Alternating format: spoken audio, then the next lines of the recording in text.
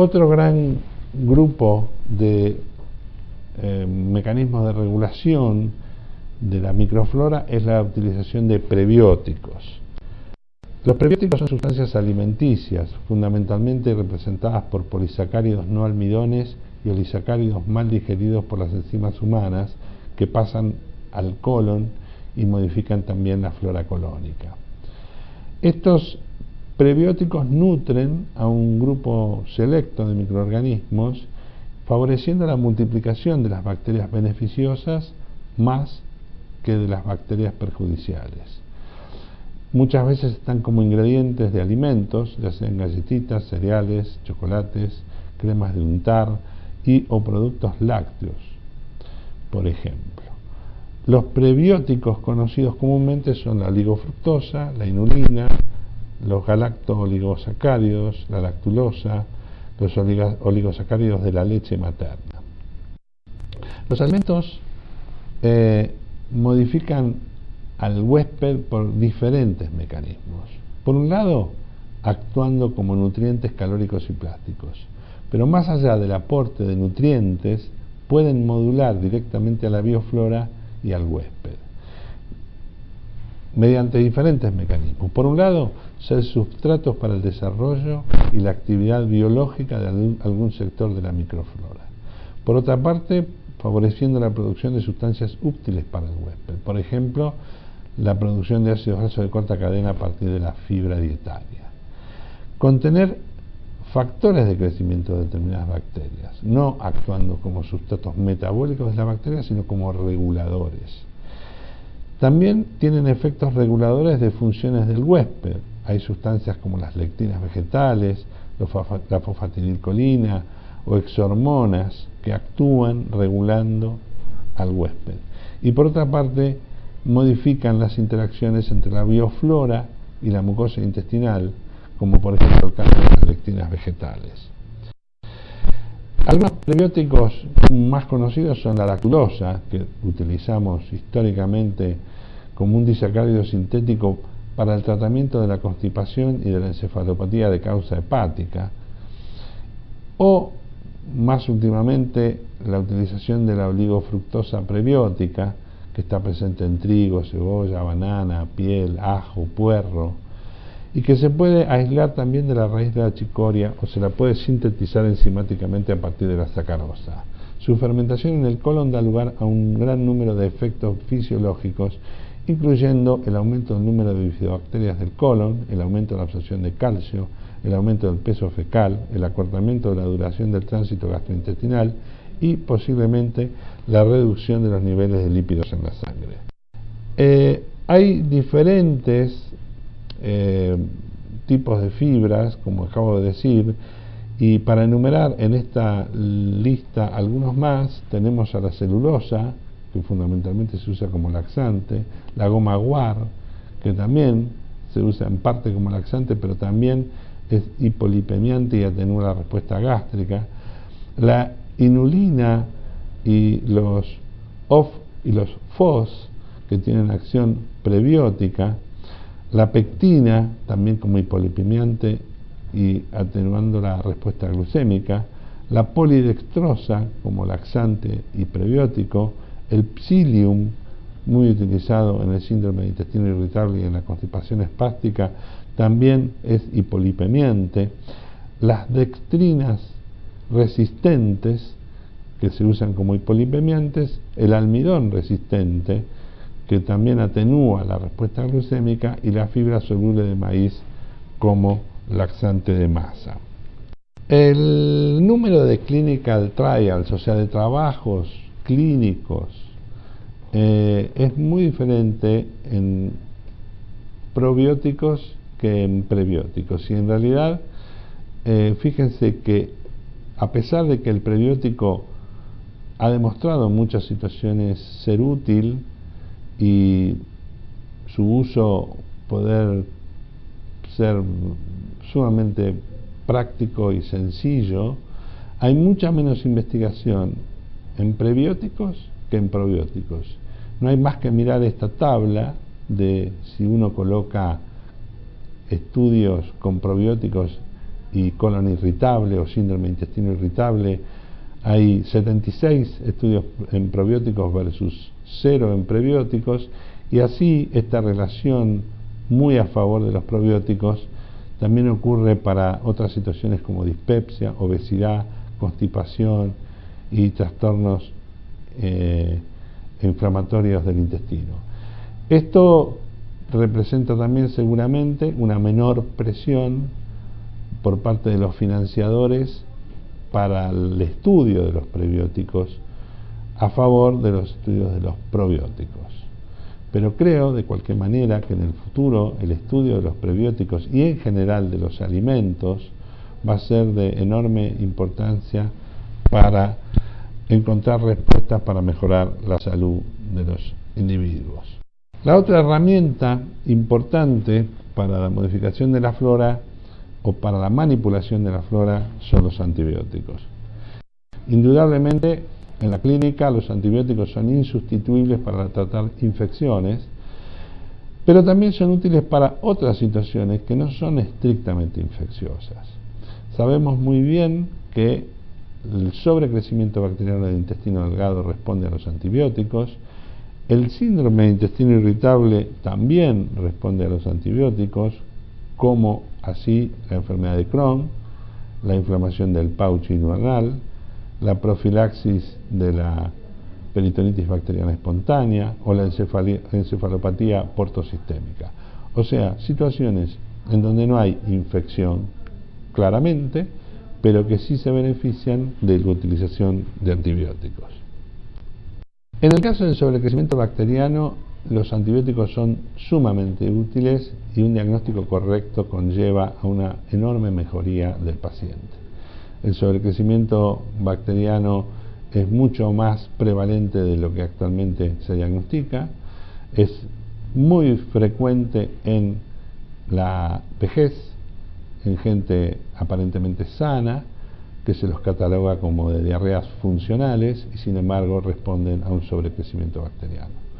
Por otra parte, en algunas situaciones complejas como la enfermedad de Crohn o las resecciones intestinales o la falta de válvula ileocecal, el sobrecrecimiento bacteriano también es frecuente y a veces no es diagnosticado y tratado adecuadamente.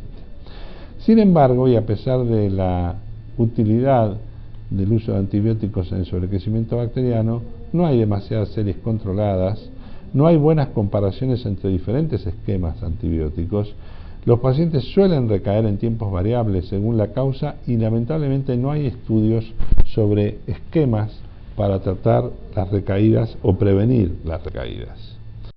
Por lo tanto, en el sobrecrecimiento bacteriano del intestino delgado es importante elegir un antibiótico o combinación de antibióticos que tengan buena efectividad terapéutica, bajos efectos colaterales, buena tolerancia y creando la menor resistencia bacteriana posible a antibióticos útiles para combatir otras infecciones. La rifaximina ha pasado a ser para muchos un antibiótico de elección para el sobrecrecimiento bacteriano y sí hay algunos trabajos controlados en los cuales incluso se ha verificado el efecto dosis-respuesta en el tratamiento de esta condición. Históricamente se ha utilizado las combinaciones de tetraciclina y metronidazol, que tiene algunas ventajas porque además cubre la giardia y eventualmente el Clostridium difficile, pero genera mala tolerancia gástrica, gusto metálico, toxicidad hepática y renal, acción sistémica y resistencia a antibióticos muy útiles para otras condiciones. La amoxicilina clavulánico también tiene una muy buena respuesta, sin embargo tiene mayor tasa de diarrea inducida por el antibiótico, tiene una acción sistémica y resistencia a antibióticos útiles, y la rifaximina en este caso es no absorbible, tiene una alta tasa de respuesta y como desventaja diría que eventualmente hay pacientes que tienen alguna respuesta alérgica al antibiótico, que también puede ocurrir con los otros antibióticos, por supuesto. Acá hay una comparación en la normalización del test de hidrógeno entre rifaximina y clortetraciclina, con una clara ventaja a favor del primero. tanto en esa situación como midiendo el pico de excreción de hidrógeno en esta misma comparación. Los antibióticos han demostrado ser útiles también en los trastornos funcionales del aparato digestivo, tanto para el síndrome de intestino irritable, la distensión y probablemente también en la constipación.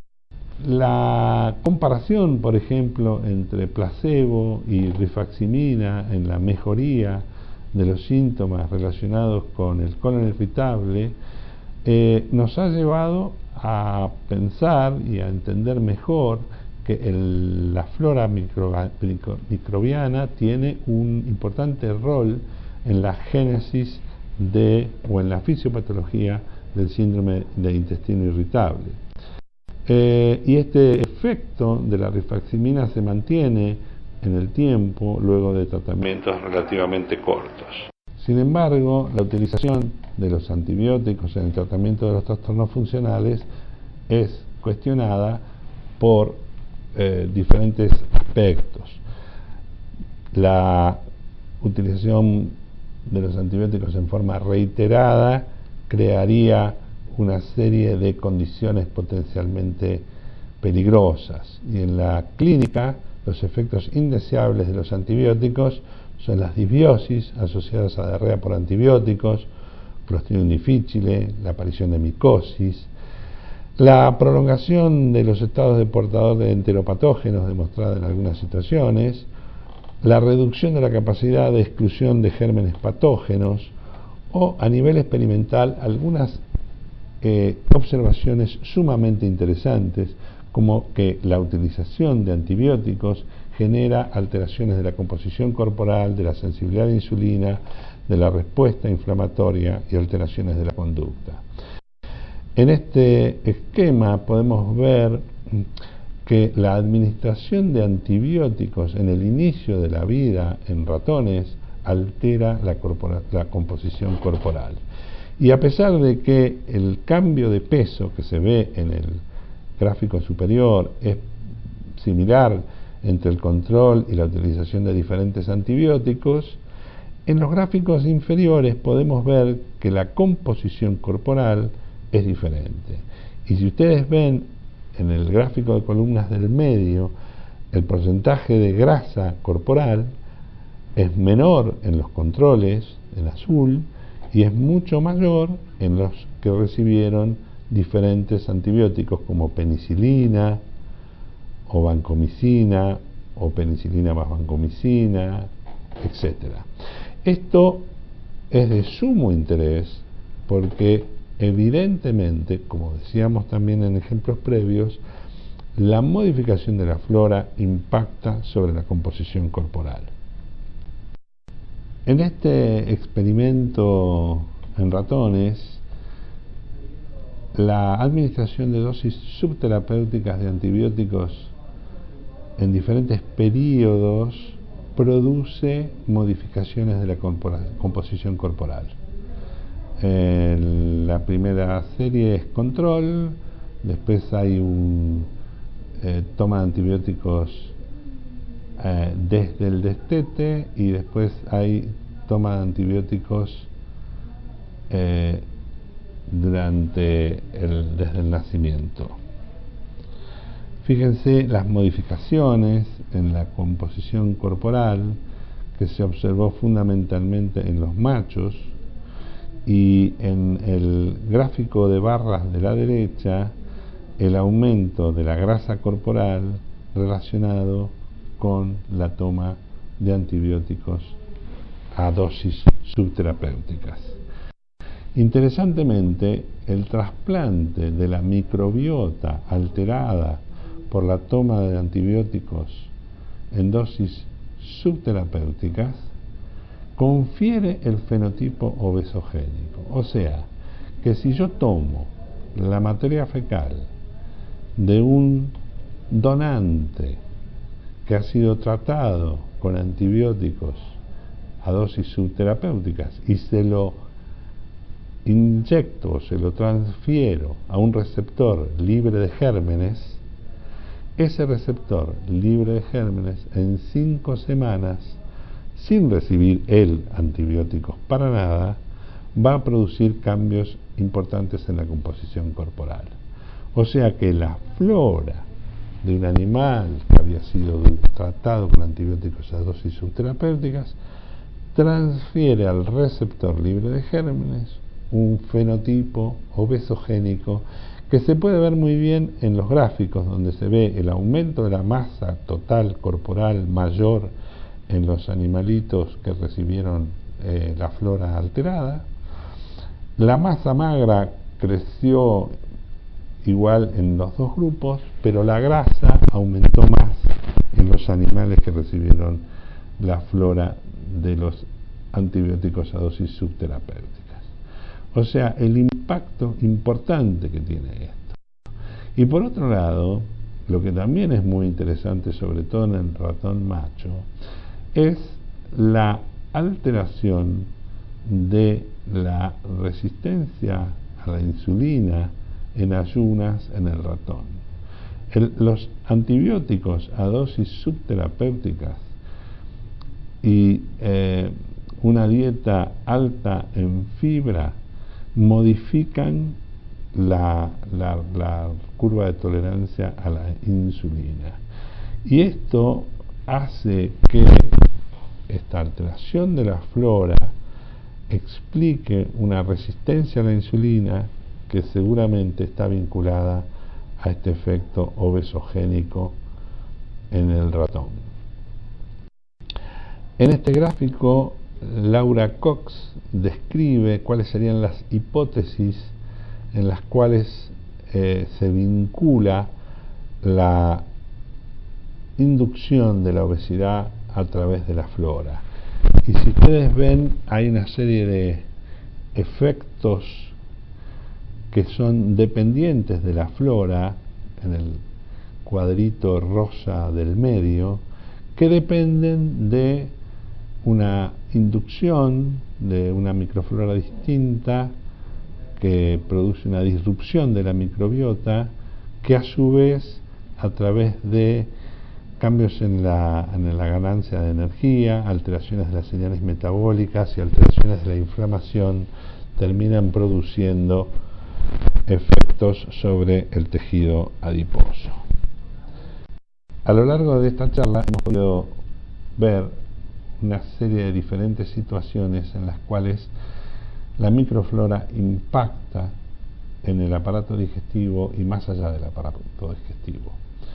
La microflora intestinal tiene entonces un impacto profundo en las funciones del huésped, modulando no solo funciones locales del intestino, sino también mecanismos a distancia, o sea, mecanismos sistémicos. Estos efectos sistémicos impactan en el sistema inflamatorio, inmunológico, metabólico y en el sistema nervioso. La microflora se puede intervenir mediante el uso de probióticos, prebióticos y antibióticos, observándose efectos concretos y significativos. Por lo tanto, y así lo demuestran diferentes observaciones experimentales en modelos animales y en humanos, las intervenciones sobre la microflora tienen efectos locales y sistémicos importantes. Los probióticos, prebióticos y antibióticos permiten modular efectivamente procesos relacionados con la salud y la enfermedad. Por lo tanto, en la medida que se conozcan mejor los mecanismos involucrados en estas complejas interrelaciones entre huésped, nutrientes y microflora, se desarrollarán más y mejores formas de intervenir favorablemente para la prevención y tratamiento de las enfermedades. Muchas gracias.